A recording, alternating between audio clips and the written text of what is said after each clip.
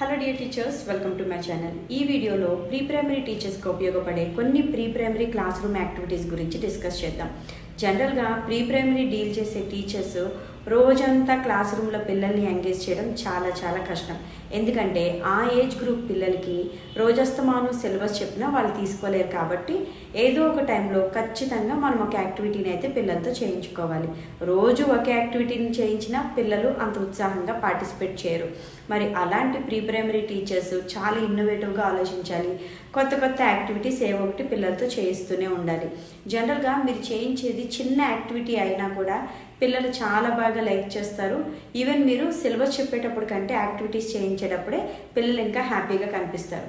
So నాకు తెలిసిన, నేను చూసిన కొన్ని యాక్టివిటీస్ మీతో షేర్ చేస్తాను. వన్ బై వన్ అవేంటో తెలుసుకుందాం. సో ఫస్ట్ వన్ వచ్చేసరికి యాక్షన్ వర్డ్స్. యాక్షన్ వర్డ్స్ గురించి మీకు తెలిసే ఉంటుంది. జనరల్గా run, walk, swim, Singh, dance ఇవన్నీ కూడా యాక్షన్ వర్డ్స్లోకి వస్తాయి. సో ఇక్కడ కనిపిస్తున్న ఇలాంటి యాక్షన్ వర్డ్స్ మీరు చెప్తూ పిల్లల్ని అలా యాక్ట్ చేయమని చెప్పాలి. సో ఈ యాక్షన్ వర్డ్స్ గేమ్ పిల్లలకి చాలా బాగా నచ్చుతుంది. అందులో కొన్ని వర్డ్స్ లైక్ డాన్స్ కానీ, రన్ కానీ పిల్లలు ఇంకా బాగా ఎంజాయ్ చేస్తారు. సో ఇలాంటిది యాక్టివిటీస్ మనము ఖాళీ టైంలో పిల్లల చేత చేయించుకోవచ్చు. దీని ద్వారా పిల్లలకి యాక్షన్ వర్డ్స్ అన్నవి కూడా అర్థమవుతాయి. ఇలాంటి యాక్టివిటీస్ చేసేటప్పుడు ఈ యాక్టివిటీనే కాదు, వేరే ఎలాంటి యాక్టివిటీ అయినా చేసేటప్పుడు పిల్లలందరినీ కూడా క్లాస్ మధ్యలో ఉండేటట్టుగా ఎంగేజ్ చేసుకోవాలి. సో దట్ మీరు ఏదైనా ఒక వర్డ్ చెప్తే పిల్లలందరికీ మీరు కనిపించేలాగా వాళ్ళందరినీ చక్కగా క్లాస్ రూమ్ మధ్యలో లేదా క్లాస్ రూమ్ బయట ప్లేస్ ఉంటే ఆ బయట ప్లేస్లో అసైన్ చేసేలా చూసుకోవాలి. Number 2, memory activity. ఈ యాక్టివిటీకి మీరు పిల్లలు ఉన్న ప్లేస్లోనే కూర్చోబెట్టి కూడా చేయించుకోవచ్చు. జనరల్గా నా సజెషను ఈ యాక్టివిటీ ఎప్పుడైతే పిల్లలు మనల్ని బాగా విసిగిస్తూ ఉంటారో, అసలు క్లాస్ని కామ్ డౌన్ చేయలేకపోతున్నామో అలాంటి టైంలో ఈ యాక్టివిటీని యూజ్ చేస్తే ఖచ్చితంగా పిల్లలకి మీకు కూడా పీస్ ఆఫ్ మైండ్ అన్నది వస్తుంది. ఖచ్చితంగా క్లాస్ రూమ్ కూడా చాలా ప్రశాంతంగా ఉంటుంది. సో ఈ మెమరీ యాక్టివిటీ ఎలా చేయించాలి అని అంటే నేను 1-2 ఎగ్జాంపుల్స్ చెప్తాను. మీరు అందులో ఎలా అయినా యాడ్ చేసుకోవచ్చు. జనరల్గా క్లాస్ రూమ్లో పిల్లలు అల్లరి చేసేటప్పుడు గేమ్ ఆడుకుందామని చెప్పి వాళ్ళని ఐస్ క్లోజ్ చేయమని చెప్పండి. క్లోజ్ చేసిన తర్వాత మీరు ఎన్నిసార్లు క్లాప్ చేస్తారో ఆ నెంబర్ చెప్పమని చెప్పాలి. సో ఫస్ట్ ఒకసారి క్లాప్ చేసి నెంబర్ అడగడం, తర్వాత 2 క్లాప్స్ తర్వాత నెంబర్ అడగడం. సో ఇది ఒక కైండ్ ఆఫ్ మెమరీ యాక్టివిటీ. లేదనుకుంటే వాళ్ళు ఐస్ ఓపెన్ చేస్తున్నప్పుడు మీ ఫింగర్స్ని షో చేసి ఇది ఎంత అని అడగడం, how many fingers are present అని అడగడం. అలాగే ఇలా రకరకాల ఫింగర్స్ చూపించడం ద్వారా, లేదంటే మీ దగ్గర ఏమైనా ప్రాపర్టీస్ ఉంటే కనుక పెన్స్ కానీ, పెన్సిల్స్ కానీ, పీస్ ఆఫ్ చాక్ కానీ ఏ ఉన్నా కూడా వాటన్నిటిని షో చేస్తూ వాటి నెంబర్ని అడగడం. సో ఈ యాక్టివిటీ ద్వారా పిల్లల మెమరీ అన్నది పెరుగుతుంది, కాన్సన్ట్రేట్ చేయగలుగుతారు ఎప్పుడు మీరు ఐస్ క్లోజ్ చేయించి క్లాప్స్ గురించి చెప్పినప్పుడు. అలాగే ఈ నెంబర్స్ గురించి చెప్పినప్పుడు ఆటోమేటిక్గా మీరు పిల్లాడితో యాక్టివిటీ చేయిస్తూ నెంబర్స్ నేర్పిస్తున్నట్టు. వాళ్ళలో నెంబర్ ఐడెంటిఫికేషన్ ఎంతవరకు వచ్చిందన్నది కూడా మీకు తెలుస్తుంది. ఎందుకంటే ఈ యాక్టివిటీస్ చేసేటప్పుడు మీరు పిల్లల్ని ఇండివిజువల్గా గమనించవచ్చు. మీరు ఒక 5 ఫింగర్స్ షో చేసినప్పుడు ఎంతమంది 5 అనే ఆన్సర్ కరెక్ట్గా చెప్పగలుగుతున్నారు, లేదా కొన్ని 2 పెన్స్ చూపించినప్పుడు ఎంతమంది కరెక్ట్గా ఐడెంటిఫై చేయగలుగుతున్నారు అన్నది కూడా తెలుస్తుంది. జనరల్గా పిల్లలు 1 to 10 వరకు నెంబర్స్ కానీ 1 to 100 వరకు కానీ చెప్పేస్తారు, కానీ మధ్యలో ఉన్న నెంబర్స్ని ఐడెంటిఫై చేయమంటే చేయలేరు. సో ఇలాంటి ఐడెంటిఫికేషన్ ప్రాబ్లమ్స్ ఏమైనా ఉంటే ఇలాంటి యాక్టివిటీస్లో తెలుసు. Activity 3, touch and say. మీ దగ్గర ఏదైనా ఎంటీ కార్డ్బోర్డ్ కానీ బాక్స్ కానీ ఉంటే ఆ బాక్స్లో కొన్ని థింగ్స్, జనరల్గా మనం యూజ్ చేసే things, pen, pencil, sharpener, eraser, ఇలా క్లాస్ రూమ్లో మనకు అందుబాటులో ఉండే క్రేయాన్స్, స్కెచ్ పెన్స్ ఇలాంటి ఐటమ్స్ని కొన్ని అందులో వేసి పిల్లల్ని టచ్ చేసి, చూడకుండా టచ్ చేసి ఆ ఆబ్జెక్ట్ ఏంటో బయటికి చెప్పమని చెప్పాలి. వాళ్ళు కరెక్ట్గా ఆన్సర్ చేస్తే క్లాప్ చేయించడం, అప్రిషియేషన్ చేయించడం చేయాలి. సో ఇలాంటి ఒక చిన్న యాక్టివిటీ చేయించడం ద్వారా వాళ్ళ టర్న్ ఎప్పుడు వస్తుందని పిల్లలు వెయిట్ చేస్తూ ఉంటారు. ఎంతమంది కరెక్ట్గా చెప్పారు అన్నది మనకు కూడా తెలుస్తూ ఉంటుంది. మీరు ఈ యాక్టివిటీలో క్లాస్ రూమ్ ఆబ్జెక్ట్స్తో పాటు వెజిటేబుల్స్, ఫ్రూట్స్ ఇవి కూడా యాడ్ చేసుకోవచ్చు. Next activity number 4. ఇప్పుడు మనం టచ్ అండ్ సే అన్నాం కదా, కొంచెం చేంజ్ చేసి లుక్ అండ్ సే. సో మీరు ఏదైనా ఒక ఆబ్జెక్ట్ని కానీ, లేదంటే ఏదైనా ఒక ఫ్లాష్ కార్డ్ని కానీ చూపించి అందులో ఉన్న థింగ్ ఏంటి అని అడగడం కూడా ఒక యాక్టివిటీ అనమాట. సో అందులో మీకు పిల్లలు ఎంతమంది కరెక్ట్గా ఆబ్జెక్ట్స్ అన్నిటినీ ఈ లుక్ అండ్ సే యాక్టివిటీలో మీరు నెంబర్ ఆఫ్ థింగ్స్ని యాడ్ చేసుకోవచ్చు. Like fruits, vegetables, colours, shapes, patterns, ఇలా వాళ్ళ లేయర్లో ఎల్కేజీ, యూకేజీ అయితే వర్డ్స్ కూడా యాడ్ చేసుకోవచ్చు, మ్యాజికల్ వర్డ్స్ యాడ్ చేసుకోవచ్చు. ఇవన్నిటిని కూడా యాడ్ చేసుకొని ఎంతమంది కరెక్ట్గా ఐడెంటిఫై చేయగలుగుతున్నారు అనేది కూడా చెప్పుకోవచ్చు. మ్యాక్సిమం ఈ 2 యాక్టివిటీస్ సిమిలర్గా ఉన్నప్పటికీ మీరు పిల్లలు ఎంతమంది కరెక్ట్గా అబ్జర్వ్ చేయగలుగుతున్నారు, ఎంతమంది కరెక్ట్గా చెప్పగలుగుతున్నారు అన్నది మీకు ఒక అవగాహన అన్నది వస్తుంది యాక్టివిటీస్ ద్వారా. యాక్టివిటీ 5, ఈ యాక్టివిటీ ఎవర్ గ్రీన్ అనమాట. Ultimate activity. ఎన్నిసార్లు ఆడించినా ఎన్నాళ్ళు ఆడినా కూడా బోర్ కొట్టని గేమ్ ఏదైనా ఉందంటే స్టాండ్ అండ్ సిట్.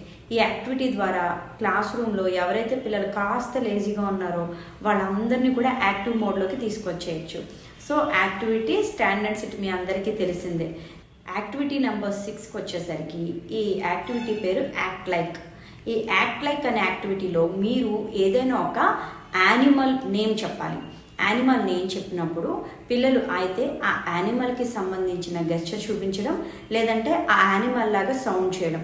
ఈ యాక్టివిటీ మీరు క్లాస్ రూమ్లో ఆడిస్తే పిల్లలు చాలా అంటే చాలా లైక్ చేస్తారు. ఎందుకంటే పిల్లలు ఎప్పుడు ఒకే ప్లేస్లో ఉండి ఆడే ఆటల కంటే వాళ్ళు మూవ్ అవుతూ కదులుతూ ఉండే ఆటలకి ఎక్కువ ప్రయారిటీ ఇస్తారు. సో ఈ యాక్ట్ లైక్ అనే గేమ్ మీరు కనుక క్లాస్ రూమ్లో ఆడిస్తే ఖచ్చితంగా పిల్లలందరికీ మీరు ఫేవరెట్ టీచర్ అయిపోతారు. వాళ్ళతో పాటు అప్పుడప్పుడు మీరు కూడా ఆడాల్సి వస్తుంది. సో ఎప్పుడైతే మనం పార్టిసిపేట్ చేస్తామో పిల్లలు ఇంకా బాగా యాక్టివేట్ అవుతారు. సో యాక్ట్ లైక్ అనే గేమ్లో మీరు సౌండ్స్ని కానీ లేదంటే యానిమల్కి సంబంధించిన గెస్చర్స్ని కానీ చూపించాల్సి ఉంటుంది, చెప్పాలి. Next activity number 7, yes and no. చాలా సింపుల్ యాక్టివిటీ. మీరు బోర్డు మీద ఒకవైపు ఎస్ అని ఒకవైపు నో అని, లేదంటే ఎస్ అండ్ నో పిల్లలకి ఎలా చెప్పాలో మనం ఆల్రెడీ నేర్పిస్తాం కదా, అలా ఎస్ అండ్ నో గేమ్ అని చెప్పి కొన్ని స్టేట్మెంట్స్ వాళ్ళకి ఇవ్వడం. ఎస్ అయితే ఎస్ అని, నో అయితే నో అని చూపించడం, లేదంటే బోర్డు వైపు చూపించడం. ఇలా yes and no. For example, I'm a good girl. Yes అంటే ఎస్, నో అంటే నో.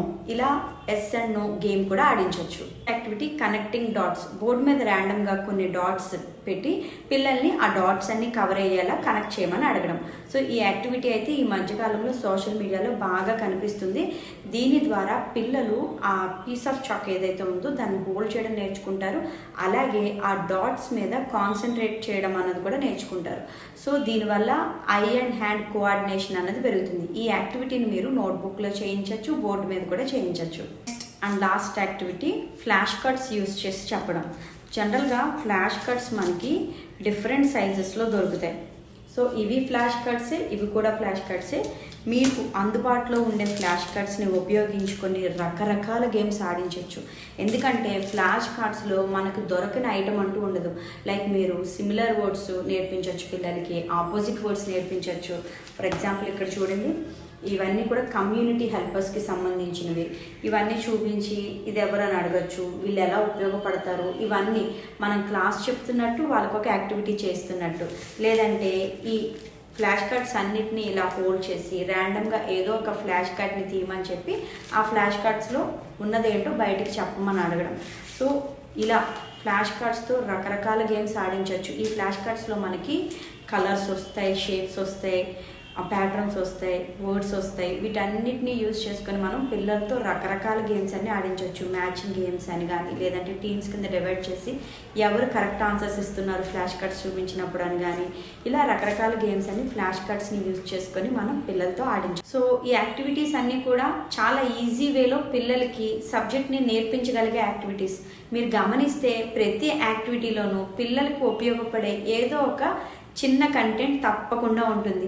అది ఫైన్ మోటార్ స్కిల్స్ అవ్వచ్చు, గ్రాస్ మోటార్ స్కిల్స్ అవ్వచ్చు, లేదంటే సబ్జెక్ట్ రిలేటెడ్ అయి ఉండొచ్చు.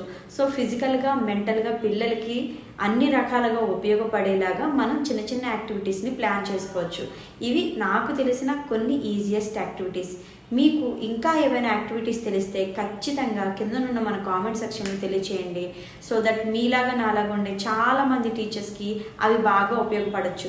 ఎందుకంటే ప్రీ ప్రైమరీ పిల్లల్ని డీల్ చేయడం ఎంత కష్టం అన్నది ప్రీ ప్రైమరీ డీల్ చేసే టీచర్స్కి మాత్రమే తెలుస్తుంది. సో అలాంటి నంబర్ ఆఫ్ యాక్టివిటీస్ మనకి తెలియకపోవచ్చు. ఇప్పుడు నాకు ఒక 10 యాక్టివిటీస్ తెలిసాయి, మీ దగ్గర కూడా ఒక 10 యాక్టివిటీస్ ఉండొచ్చు. ఇలాంటి యాక్టివిటీస్ని షేర్ చేయడం వల్ల త్రూ అవుట్ ద ఇయర్ మనకి ఏదైనా హెవీ వర్క్ ఉన్నప్పుడు కానీ, పిల్లలు ఖాళీగా ఉన్నప్పుడు కానీ ఇలా రకరకాల కొత్త కొత్త యాక్టివిటీస్ పిల్లలకి నేర్పించే అవకాశం ఉంటుంది. Thank you for watching. Don't forget to subscribe.